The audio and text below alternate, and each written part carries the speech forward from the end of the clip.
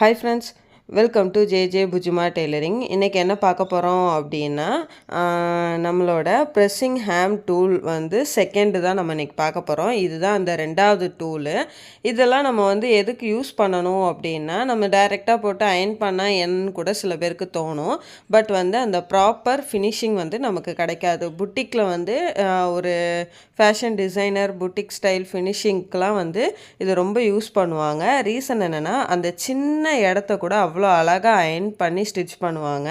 அதுக்காண்டி தான் இந்த டூல்ஸ் எல்லாம் வந்து நமக்கு யூஸ் ஆகும். இந்த டூல் பற்றி இன்ட்ரோ வீடியோ ஃபுல்லாக நான் என்னென்ன டூல் மினிமம் நான் 4 டூல் வந்து ரிப்பீட்டடாக யூஸ் பண்ணுவேன். அந்த 4 டூலை வந்து போன வீடியோவில் நான் சொல்லியிருக்கேன். பார்க்காதவங்க பாருங்கள். இந்த டூலை வந்து நான் எதை வச்சு பண்ணேன், நான் செலவே இல்லாமல் ₹1 கூட செலவு பண்ணாமல் நான் இதை எப்படி பண்ணேன் அப்படின்னா, ரைஸ் பேகு, வேண்டாத காட்டன் கிளாத்து, கொஞ்சம் நமக்கு அட்ராக்டிவாக இருக்கணும்ல, ஸோ அதனால் நல்ல கலம்கரி ப்ளவுஸ் அந்த மாதிரி வந்து காட்டன் கிளாத்தான் எடுத்துக்கோங்க. மித்தபடி இந்த ப்ளவுஸ் பிட்டு இருக்கு இல்லையா, ப்ளவுஸ் பிட்டு, லைனிங் பிட்டு, இந்த மாதிரி கிளாத்தை மட்டும் எடுத்து குட்டி குட்டியாக வந்து நீங்கள் வந்து கட் பண்ணி வச்சுக்கோங்க. எதுக்கு அப்படின்னா, இந்த மாதிரி வந்து எதுக்கு சொல்கிறேன் அப்படின்னா, நம்ம பெருசு பெருசாக தலகாணிக்கு அந்த மாதிரிலாம் தம் பண்ணுறப்போ அந்த ஷேப் வந்து நமக்கு எக்ஸாக்டாக கிடைக்காது. அதுக்காண்டி தான் இதை குட்டி குட்டியாக கட் பண்ணுங்கன்னு சொல்கிறேன். கட் பண்ணி உள்ளே தம் பண்ணிங்கன்னா கரெக்டாக இருக்கும். இப்போ வாங்க இதை யூஸை வந்து நான் காட்டுறேன். இப்போ வந்து இதை எப்படி யூஸ் பண்ணணும்னு காட்டுறேன். பார்த்தீங்களா, நீங்கள் உங்கள் ஷேப்புக்கு அந்த வளைவு வந்து ஆம்கோல் சைடு இருக்கிற மாதிரி எப்போவும் வச்சுக்கோங்க. வச்சுட்டு இப்போ நீங்கள் வந்து அயன் பண்ணிங்க அப்படின்னா அந்த ஃபினிஷிங் வந்து எவ்வளோ அழகாக இருக்கும்னு பாருங்கள். இந்த மாதிரி இடத்தெல்லாம் வந்து நம்ம நார்மலாக அயன் பண்ணுறப்போ இந்த எக்ஸாக்ட் ஃபினிஷிங் வந்து நமக்கு கிடைக்காது. சரிங்களா? அப்படி இல்லை அப்படின்னா, இப்போ இந்த இதில் வந்து ஸ்லீவ் ஷார்ட்டாக இருக்குது, கொஞ்சம் பெரிய சைஸ் ஸ்லீவ் அயன் பண்ணுறப்போ அதை அப்படியே ரொட்டேட் பண்ணி இப்படி யூஸ் பண்ணி நான் அயன் பண்ணுவேன். சரிங்களா? இந்த மாதிரி பண்ணுறப்போ இன்னும் நமக்கு ஃபினிஷிங் வந்து பக்காவாக கிடைக்கும். இப்போ பாருங்கள், நான் அயன் பண்ணி முடித்தோடனே அது எப்படி இருக்குது. ஏன்னா இந்த ப்ளவுஸ் ரொம்ப சுருக்கமானது தான். இப்போ நான் அயன் பண்ணிவிட்டு காட்டுறேன். பாருங்கள் எவ்வளோ அழகாக வந்திருக்குன்னு. பார்த்தீங்களா, இந்த அளவுக்கு அந்த எவ்வளோ சுருக்கமாக இருக்குது. அயன் பண்ணோன்னே இந்த இடம் எவ்வளோ நீட்டாக இருக்குது பாருங்கள். இப்போ வாங்க இதோட பேட்டர்ன் வந்து பார்க்கலாம். இப்போது பேட்டர்னுக்கு வந்து நான் ஒரு கார்ட்போர்டு அட்டை தான் எடுத்திருக்கேன். சரிங்களா?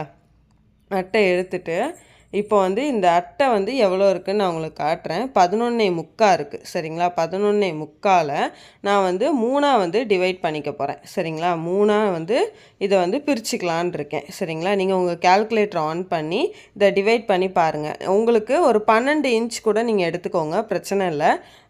3.8 வரும். இந்த 3.8 நான் வந்து 3ஆக வந்து மார்க் பண்ணிக்கிறேன். அதாவது கால்குலேட்டரில் எடுத்தீங்க, நீங்கள் 12 எடுக்கிறப்போ உங்களுக்கு 4 இன்ச் கிடைக்கும். சரிங்களா? சார் நான் 11.75 எடுக்கிறப்போ எனக்கு 3.8 கிடைக்குது. நான் அதை 3ஆக வந்து மார்க் பண்ணி ஆப்போசிட்லேயும் வந்து நான் வந்து எடுத்துக்கிறேன். இதோட வித்து வந்து 10 to 12 இருக்கும். ஓகேவா? 10 to 12 தான் மேக்ஸிமம் இருக்கும். பாருங்கள், இதோட வித்தும் 8 இருக்குது, 9.5 இருக்குது. 9.5ஓட மிட் பாயிண்ட் வந்து கண்டுபிடிச்சிக்கோங்க. நான் 12 இன்ச்சு ஹைட்டு சொல்லிட்டேன், வித்து வந்து 9.5. அதை எடுத்து இப்போ நம்ம வந்து மார்க் பண்ணியிருக்கிறது எப்படி பண்ணியிருக்கேன்னா, 3ஆக டிவைட் பண்ணி அதில் ஒரு பார்ட்டை மட்டும் 2ஆக டிவைட் பண்ணியிருக்கேன்.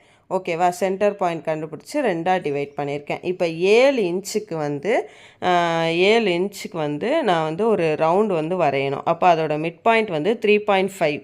3.5க்கு நான் இந்த மாதிரி காம்பஸை எடுத்து ஒரு ரவுண்டு வந்து போட போகிறேன். சரிங்களா? அது வந்து ஒரு கார்னர் சைடு போடணும். ஒரு கார்னர் 1/2 இன்ச் வந்து ஸ்டிச்சிங் அலவன்ஸ் வந்து விட்டுட்டு நீங்கள் வந்து கொஞ்சம் வந்து ட்ரா பண்ணிக்கோங்க. இந்த மாதிரி ட்ரா பண்ணிவிட்டு, அதாவது அந்த 2 பார்ட்டாக நம்ம பிரிச்சுருக்கோம்ல, அந்த சைடு பார்க்கக்கூடாது. கீழே வந்து 3ல் 2 பங்குக்கு இந்த ரவுண்டு வந்து வரையணும். இப்போ இந்த ரவுண்டை எந்த கார்னர் சைடு நம்ம போட்டிருக்கோமோ அதுக்கு ஆப்போசிட் சைடில் வந்து நம்ம வந்து பண்ணணும். இப்போ நான் ஒரு 3.5 இன்ச்சுக்கு வந்து அந்த ரவுண்டு எனக்கு தேவை. ஸோ 1.25 இன்ச்சுக்கு வந்து நான் வந்து காம்பஸில் வந்து மார்க் பண்ணிக்கிறேன். ஓகேவா?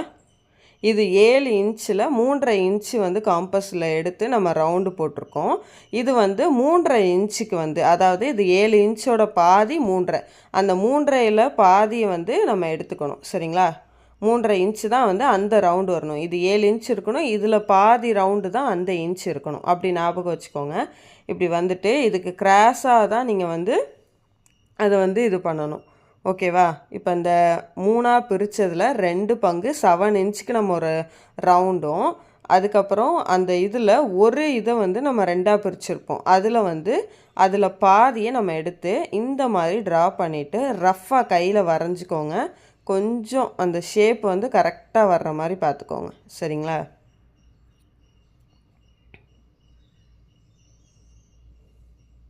இப்போது நான் வந்து வரைஞ்சி காட்டுறேன். நம்ம கட் பண்ணுற இடத்த நான் கரெக்டாக வரைகிறேன் பாருங்கள். நான் அதாவது இது இன்னுமே வந்து இது பண்ணலாம். நான் வந்து எந்த அளவுக்கு உங்களுக்கு ஈஸியாக புரியுமோ அதை தான் உங்களுக்கு சொல்லி கொடுத்துருக்கேன். சரிங்களா? அவ்வளோதான். இப்போ இதை வந்து சுற்றி வந்து 1/2 இன்ச் வந்து பேட்டர்ன்லேயே போட்டுக்கோங்க பிகினராக இருக்கிறப்போ. ஏன்னா கட்டிங் பண்ணுறப்போ நீங்கள் மறந்துட்டீங்க அப்படின்னா இந்த ஷேப் இன்னும் குட்டியாயிரும். அதுக்காண்டி தான். 12 இன்ச்சுக்கு ஹைட்டுக்கு ஒரு கார்ட்போர்டில் 9.5 இன்ச்சு வித்துக்கு நான் எடுத்திருக்கேன். எடுத்து இந்த மாதிரி நான் பண்ணியிருக்கேன். 3ஆக அதை பிரித்து ஒரு 2 பகுதியில் ரவுண்டும். நீங்கள் வந்து இந்த டயக்ராமை பார்த்துருந்தீங்கன்னா உங்களுக்கு ஈஸியாக புரியும். சரிங்களா? இந்த மாதிரி நம்ம எடுத்துக்கிட்டு இப்போது நான் லென்த் இங்கே எழுதிடுறேன்.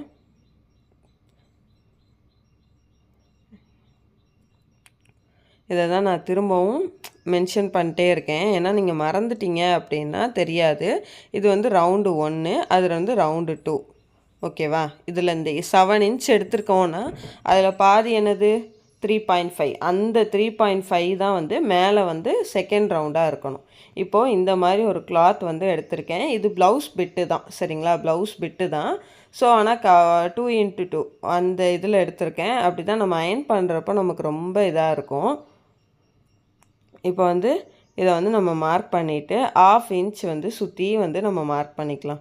இந்த ஷேப் வந்து கரெக்டாக நீங்கள் வந்து மார்க் பண்ணணும். பிகினராக இருக்கிறவங்க பேட்டர்ன்லேயே வந்து 1/2 இன்ச் மார்க் பண்ணிவிட்டு அதுக்கப்புறம் கிளாத்தில் போட்டு கட் பண்ணிக்கோங்க. இல்லைன்னா கண்டிப்பாக மறந்துடுவீங்க. அப்படி இல்லை நாங்கள் கிளாத்லேயே கட் பண்ணிக்கிறோன்னா ஸ்கேலை வச்சு 1/2 இன்ச்சு 1 சென்டிமீட்டர் கூட நீங்கள் எடுத்துக்கலாம். உங்களுக்கு கரெக்டாக வரும்.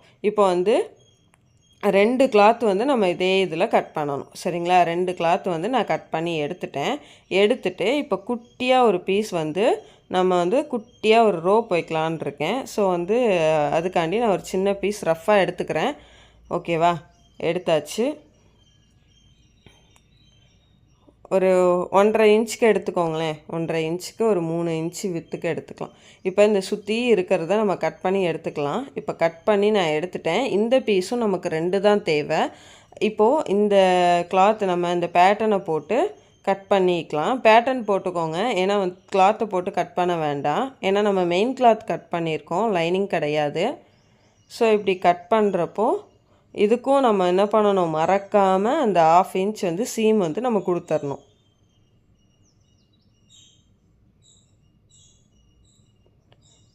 கரெக்டாக நீங்கள் வந்து கொடுங்க. இல்லைனா வந்து ஸ்டிச் பண்ணுறப்ப நீங்கள் பண்ண மிஸ்டேக் அழகாக காட்டி கொடுத்துரும். இப்போ இதையும் கட் பண்ணி நான் எடுத்துக்கலாம். இதுவும் நமக்கு 2 பீஸ் வேணும். சரிங்களா? ரைஸ் பேக்கில் தான், நல்லா பாருங்கள், நான் ரைஸ் பேக் தான் எடுத்துக்கிறேன். ரைஸ் பேக்லேயும் பிளாஸ்டிக் ரைஸ் பேக் எடுக்கக்கூடாது. கிளாத்தில் இருக்கும் இல்லையா, அந்த மாதிரி ரைஸ் பேக் வந்து எடுத்துக்கோங்க. அப்போ தான் இது வந்து பண்ண முடியும். ஓகேவா? இப்போ இதுவும் நம்ம வந்து எடுத்தாச்சு. ஸோ வந்து மெயின் கிளாத் 2, ரைஸ் பேக் 2, இந்த மாதிரி கிளாத் வந்து நம்ம குட்டி குட்டியாக வந்து கட் பண்ணி எடுத்துக்கலாம். இப்போ ஃபஸ்ட்டு நான் வந்து என்ன பண்ண போகிறேன், ரோப் வந்து குட்டியாக ரோப் வந்து நான் ஸ்டிச் பண்ணிக்க போகிறேன். இது பழைய நாடா மெத்தடு தான். ஸோ இதையும் வந்து நீங்கள் ஃபாலோ பண்ணிக்கோங்க. அவ்வளோதான். இப்போ இதை எடுத்து நம்ம ஓரம் வச்சிடலாமா?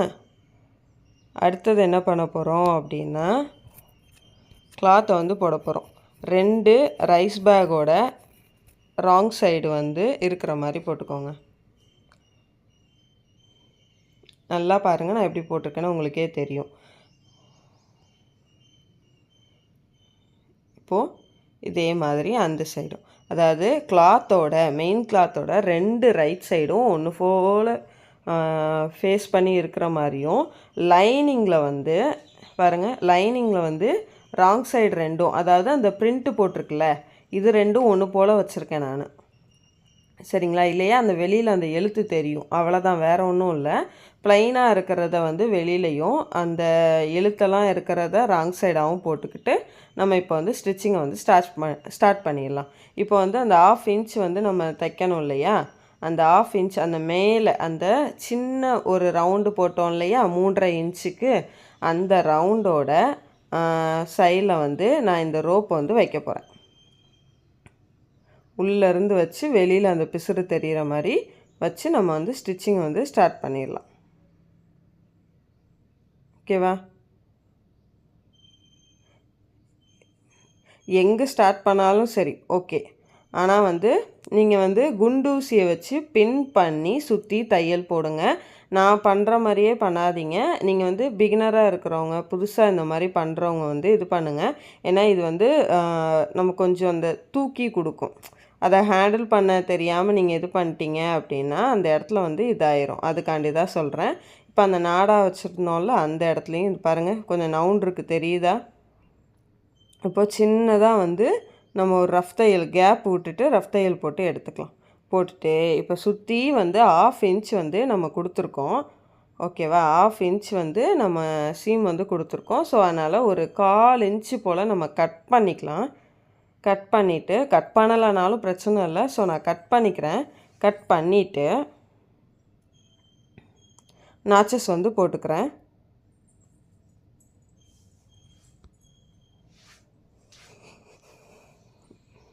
குட்டி குட்டியாக பக்கத்தில், ரொம்ப பக்கத்தில் வந்து நாச்சஸ் போட்டு இதை வந்து டேர்ன் பண்ணிக்கலாம். இப்போ அந்த கேப் விட்ருக்கோம்ல, இதை வச்சு தான் நம்ம டேர்ன் பண்ணணும். மெதுவாக டேர்ன் பண்ணுங்கள். மேல் போர்ஷனில் அந்த ரோப்பை பிடிச்சி நம்ம இழுத்துட்டோன்னாவே அழகாக வந்துடும்.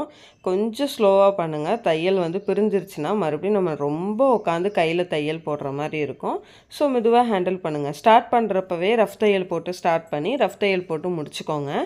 அந்த ஸ்பேஸ் இருக்கும்ல, அது கொஞ்சமாக நமக்கு இருந்தால் போதும். ஒரு மினிமம் 1.5 இன்ச் வரைக்கும் நம்ம ஸ்பேஸ் விட்டு தைச்சாவே போதும்.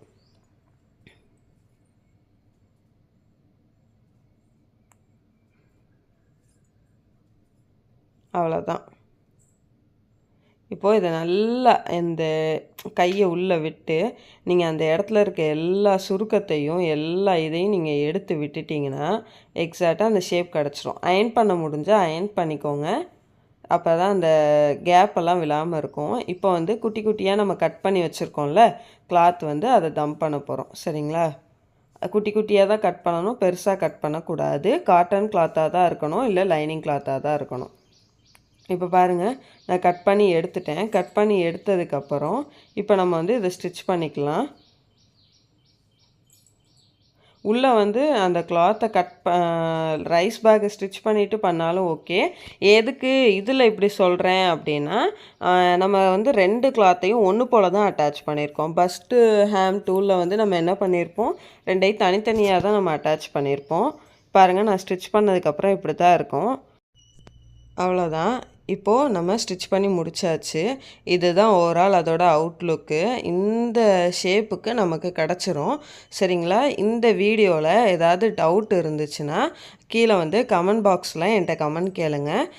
இந்த வீடியோ உங்களுக்கு பிடிச்சிருக்குன்னு நான் நம்புகிறேன். இந்த வீடியோ உங்களுக்கு பிடிச்சிருந்துச்சின்னா லைக் பண்ணுங்கள், ஷேர் பண்ணுங்கள், கமெண்ட் பண்ணுங்கள். மறக்காமல் நம்ம ஜேஜே புஜுமா டெய்லரிங்கை சப்ஸ்கிரைப் பண்ணுங்கள். பக்கத்தில் இருக்க பெல் ஐக்கானை கிளிக் பண்ணுங்கள். அப்போ தான் நான் போடுற வீடியோ உங்களுக்கு உடனே வரும். தேங்க்யூ.